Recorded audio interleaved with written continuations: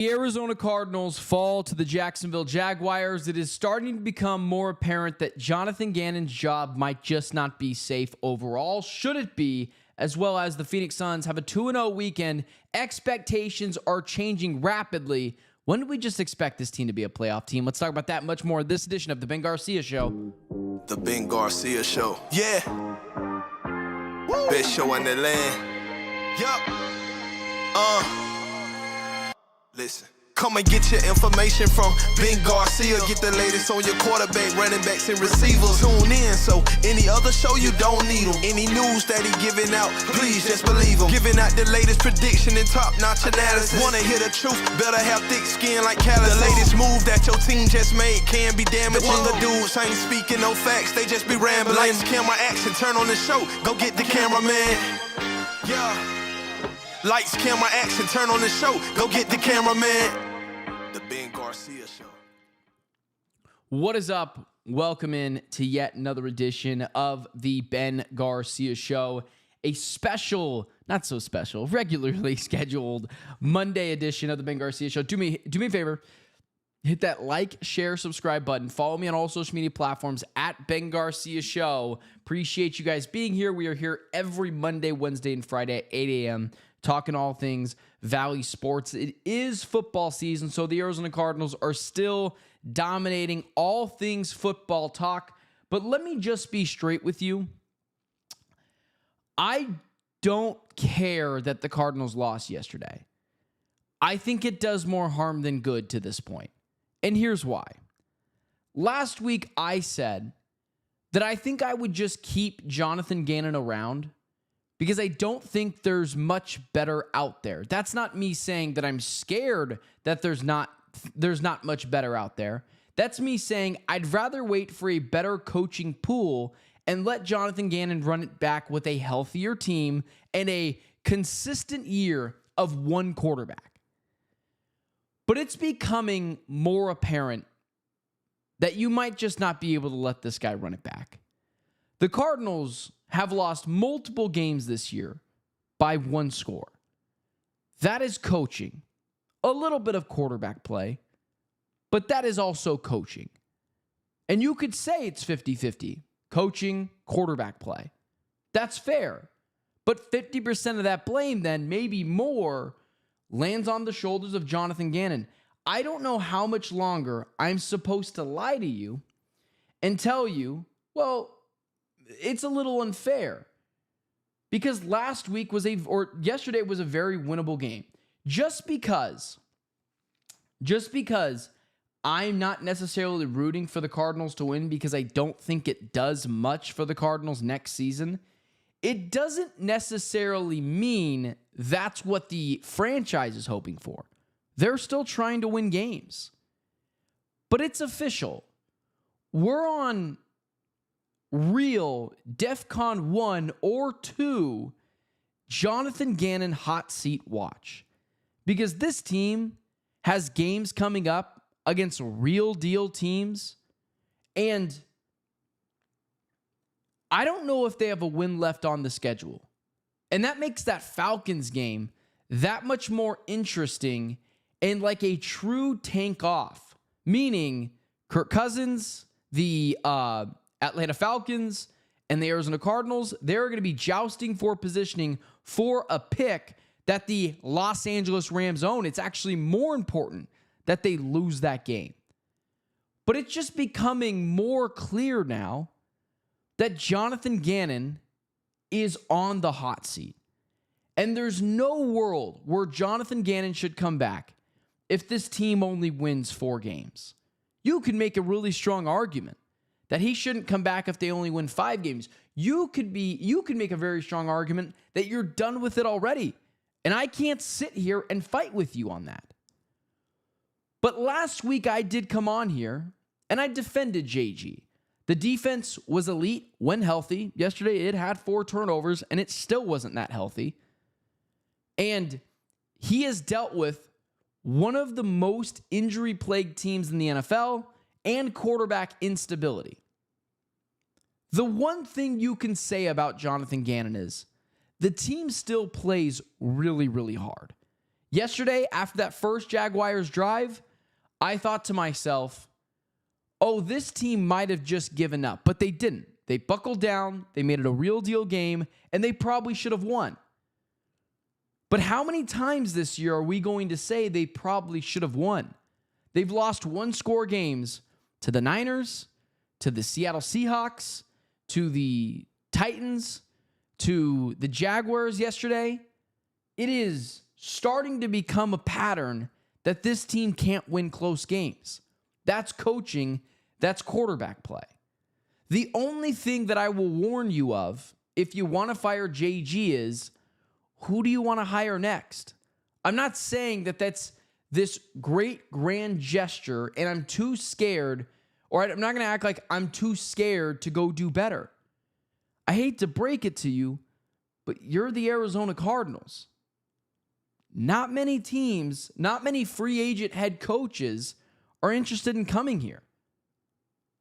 And so I still think Jonathan Gannon is a rock solid head coach. I think it's a lazy take to just blame everything on him, to just blame everything on Drew Petzing.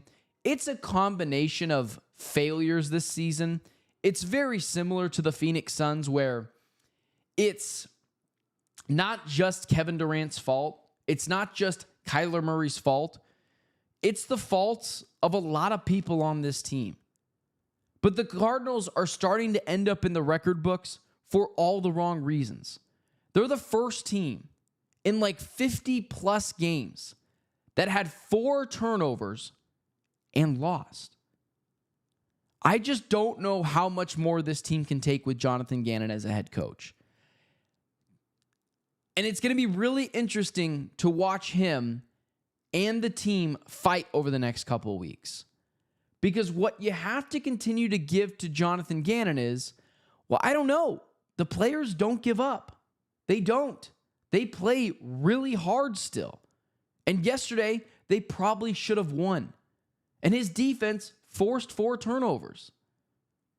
Like, I don't think their game plan to this point is Jacoby Brissett needs to throw an average of 50 times over the past 2 weeks. It's just not like, it's just not the game plan that they were trying to do, guys. No head coach would ever ask their backup quarterback to throw an average of 50 times over the last 2 weeks. So we're on official Jonathan Gannon hot seat watch. I defended him last week. I said I don't know how much better you can do than JG. Again, that's not me being scared that the Cardinals, that the Cardinals could do worse. I'm just honest. I'm just clear about what this team is. Not many elite level head coaches want to come here. And it's not a great coaching pool right now. I've seen people try to tell me, well, Clint Kubiak, go get him. He was already fired once, guys. Can we stop acting like he's now Ben Johnson? Well, go get Brian Flores. Oh, yeah, the guy that couldn't get along with his quarterback, his owner, and was fired as well. Like, there might be fine head coaching candidates out there. But if those are the top 2, they're going to go elsewhere that isn't the Arizona Cardinals. Hate to break it to you, not a very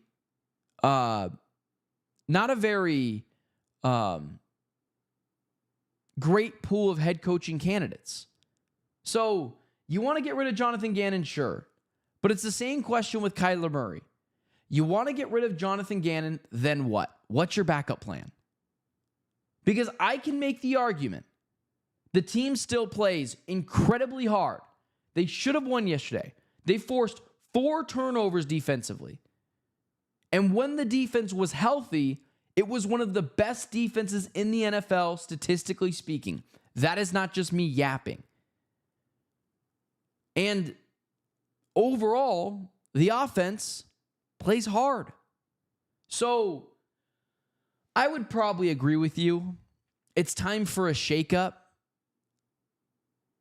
at least at the offensive coordinator position. But offensively speaking, And defensively speaking, for the Cardinals as a whole, they've just been really injured.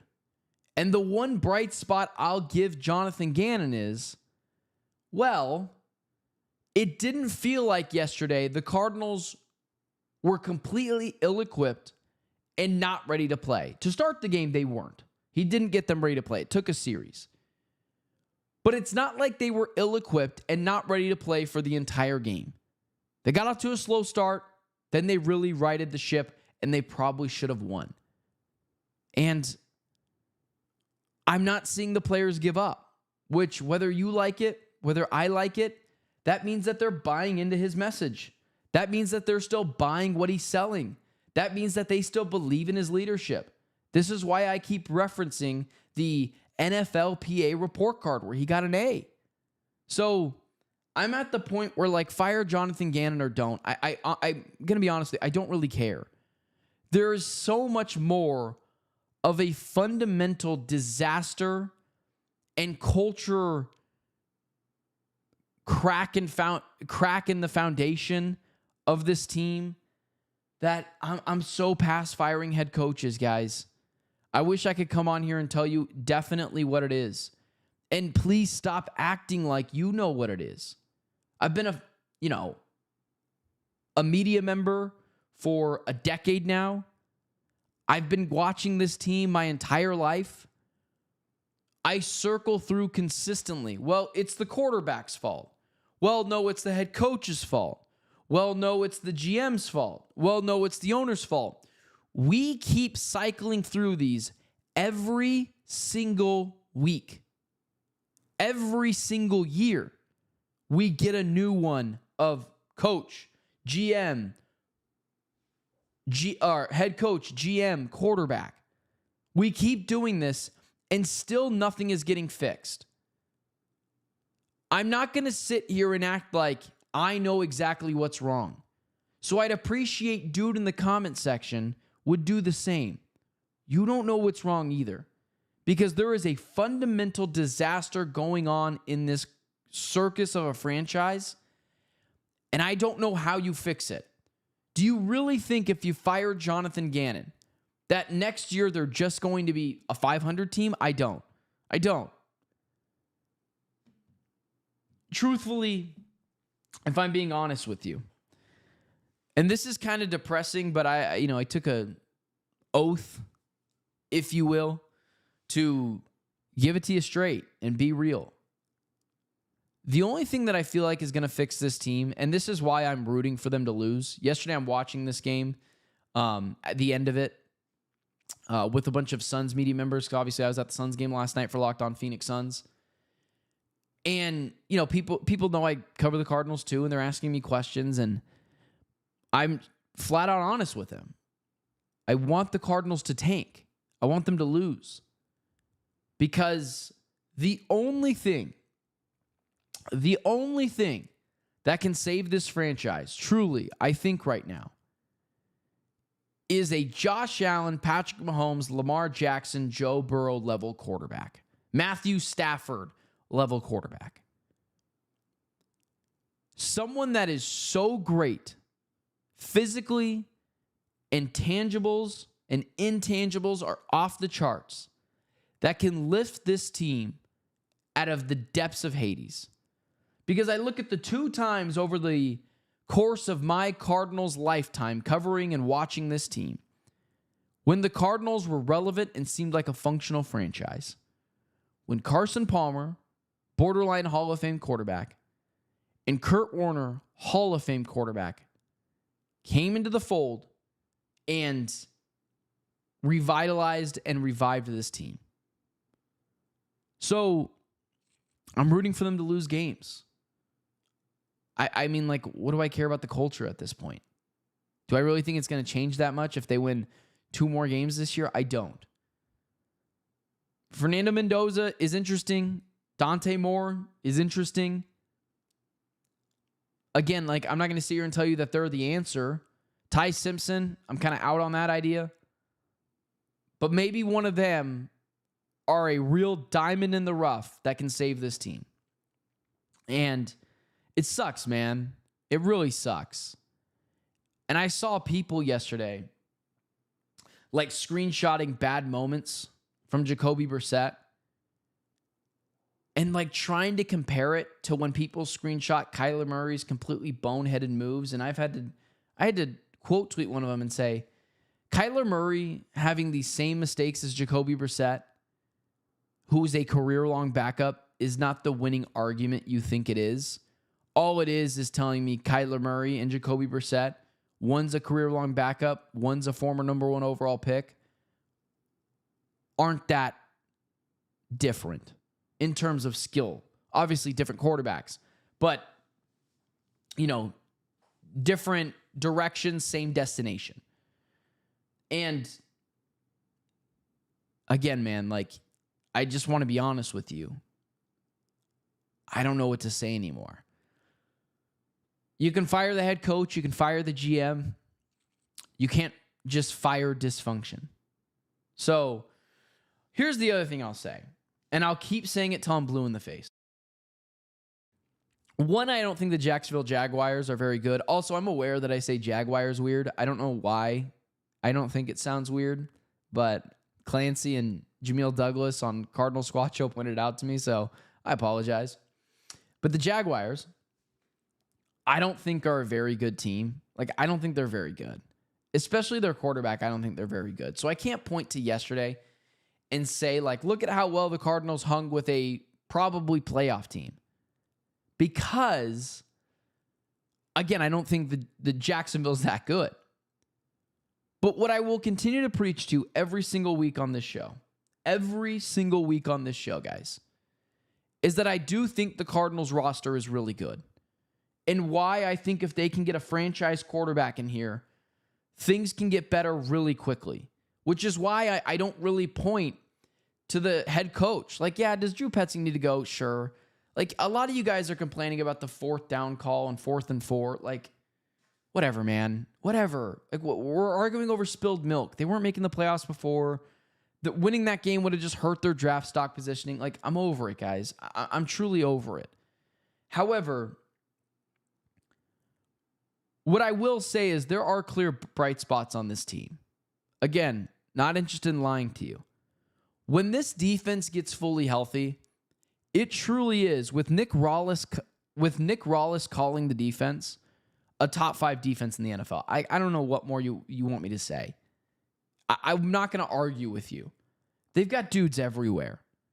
And they fly around, and when they're half healthy, they still force 4 interceptions against Trevor Lawrence, who's been to the playoffs before and is going to be in the playoffs again this year.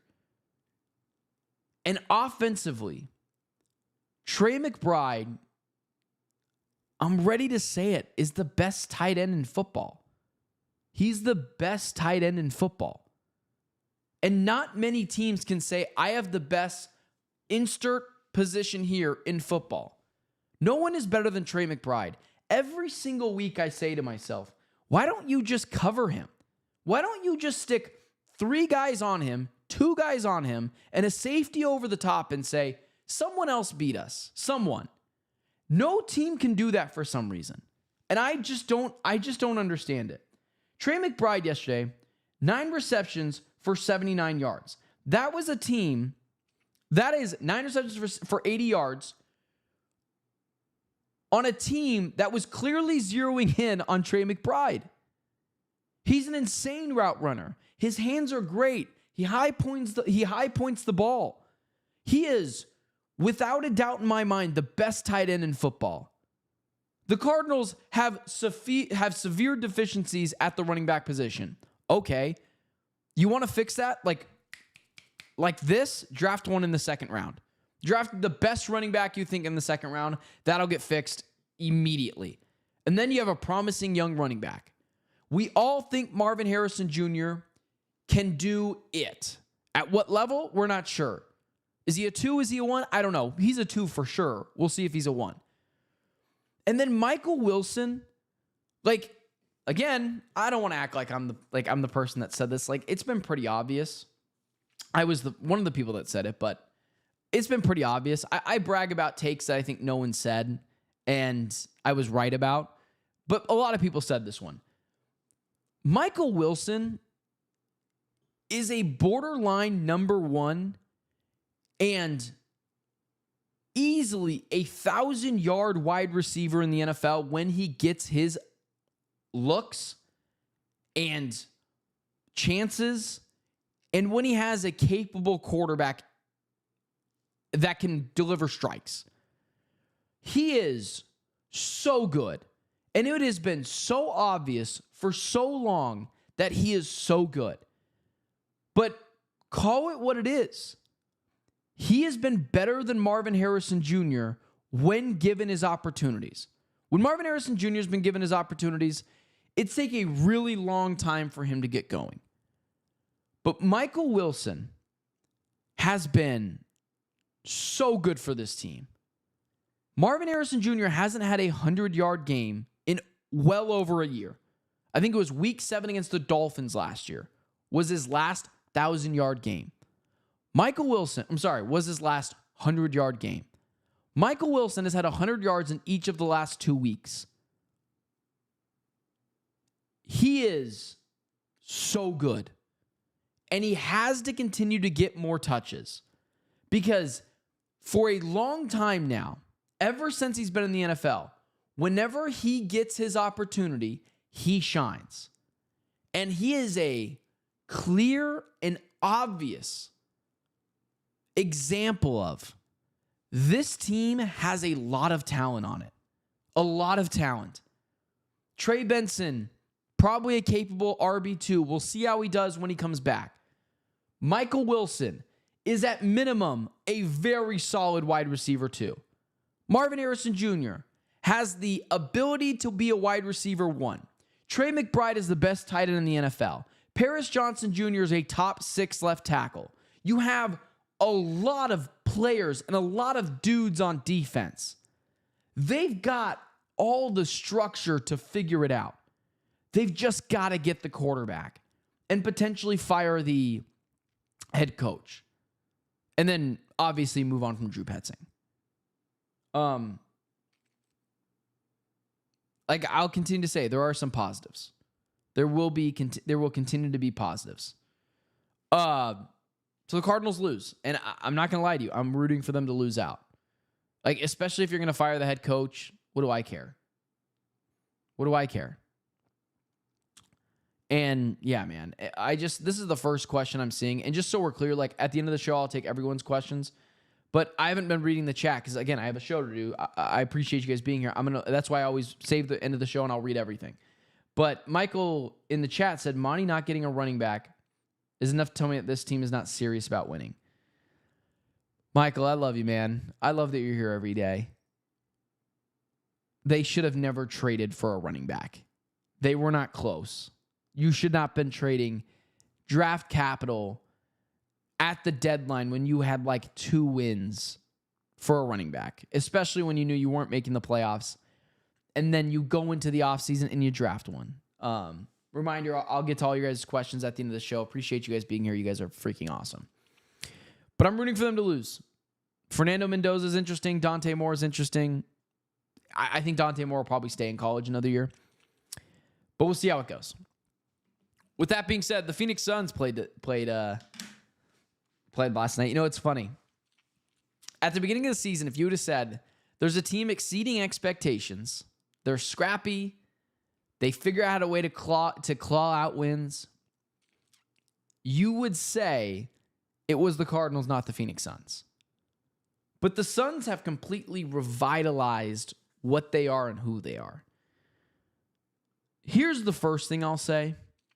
Remember on Friday when I said the biggest key to this game is Jaden McDaniels going to play?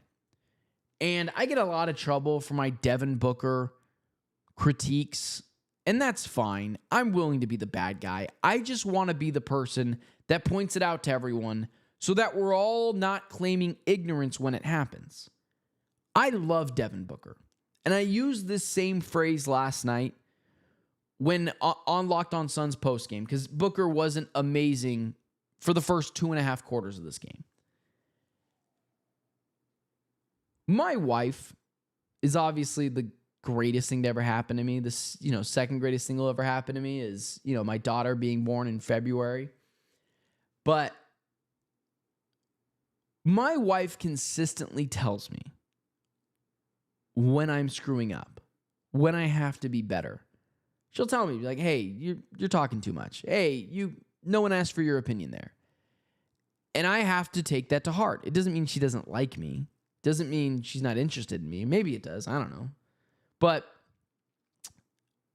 me and my wife have a great relationship. And part of that is she'll tell me when I screw up. Devin Booker, just because I critique him sometimes, doesn't mean I dislike Devin Booker. Top 15 player in the NBA, one of the best ISO scorers in the NBA, elite level playmaker, should be an all-star this year. But we have a trend with Booker. When he plays lengthier, bigger players who are stout defensively, he has a hard time managing.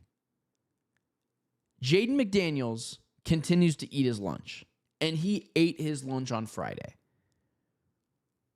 And then on Sunday, Jeremy Sohan had his way with him for the first couple of quarters. Devin Booker is an elite level player.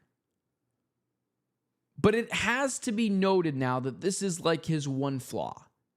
He can go up against good defensive players, but when they dwarf him in comparisons physically, in stature, it gives him a hard time.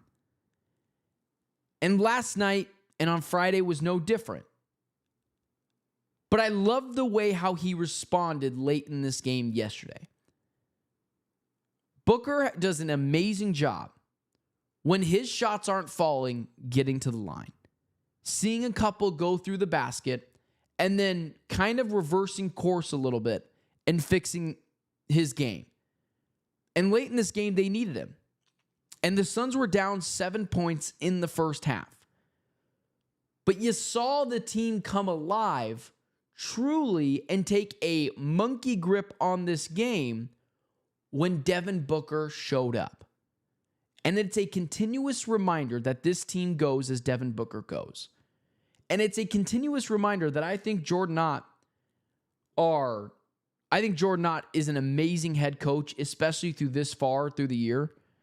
But he's got to do a better job scheming Devin Booker open when he's playing against these elite level defenders who are bigger and dwarf him in stature. Because when just sending a pick at Jaden McDaniels, who's going to easily fight over it when it's Colin Gillespie setting the pick, and then Naz Reid traps him as well, is not a sustainable model. But with all that being said, they still won. They still won. This team continues to find ways to win. And I don't want to hear that Victor Wembanyama didn't play last night or Stephon Castle didn't play last night. Wow, surprise, surprise. Victor Wembanyama's hurt again. That's a Spurs issue, not a Suns issue. You knew the risks when you took Wembanyama. Bigger player, NBA's fast, plays a lot of pace. We'll see if it works out. And now he's got a soft tissue injury. Hope the best for him. Happy he's not hurt even more severely. But that's not a Suns issue. It's like blaming it's like blaming the Anthony Davis injury on why the Lakers beat the Suns. Sorry. Maybe don't bang your whole career, your whole franchise on Anthony Davis's health. Because let me tell you, probably ain't going to work out for you.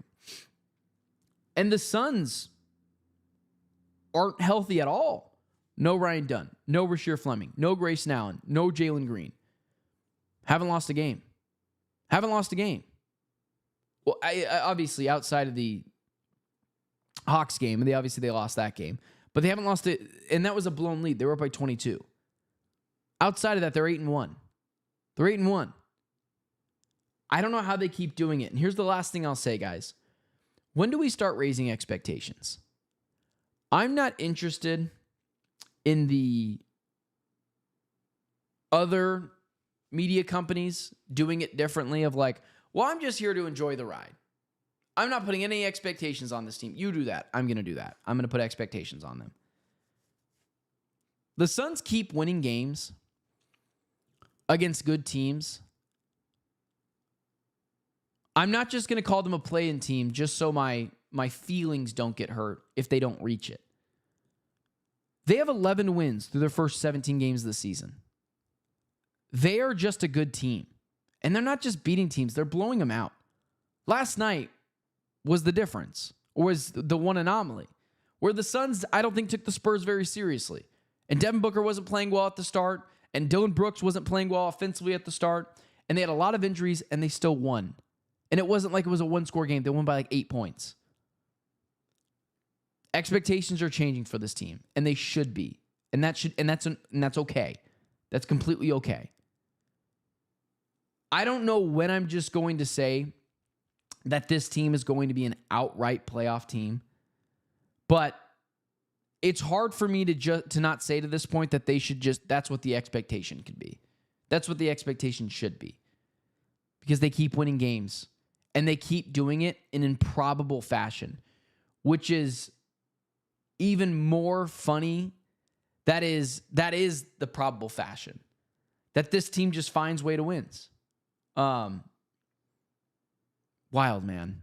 Wild. With that being said, guys, we actually have a baby appointment this morning. So I got to get off of here. We got to go check on baby girl, make sure everything's okay. Everything should be. That's not like a worry thing, but we got to go check on her. But I just want to look really quickly and see if I have any questions today, because I didn't really get to look at the chat. It doesn't look like I do. I apologize. I got to get out of here. Michael Evans. When my wife would say, let's sit down and talk, I was in big trouble. I miss her. Been a long time. Gosh. Yeah, man. Wives are great, dude. Sorry that it's been a long time, but that journey must have been awesome. Hope for that, same way with my wife. She doesn't tell me we need to talk. She just tells me, hey, yeah, don't do that. It's great. It's great. My wife's so sweet, but she has she'll tell me when I need to close my mouth. But with that being said, guys, follow me on all social media platforms at Ben Garcia Show. Don't forget to like, share, subscribe to the stream. Appreciate you guys being here, and I will see you guys on Wednesday at 8 a.m. recapping some more Suns, Cardinals, and who knows? ASU keeps winning games. They're going to force me to talk about them too, aren't they? With that being said, guys, stay safe. Have a good one. Don't forget to like, share, subscribe, and follow me on all social media platforms. Miss you guys, and I will see you guys on Wednesday at 8 a.m.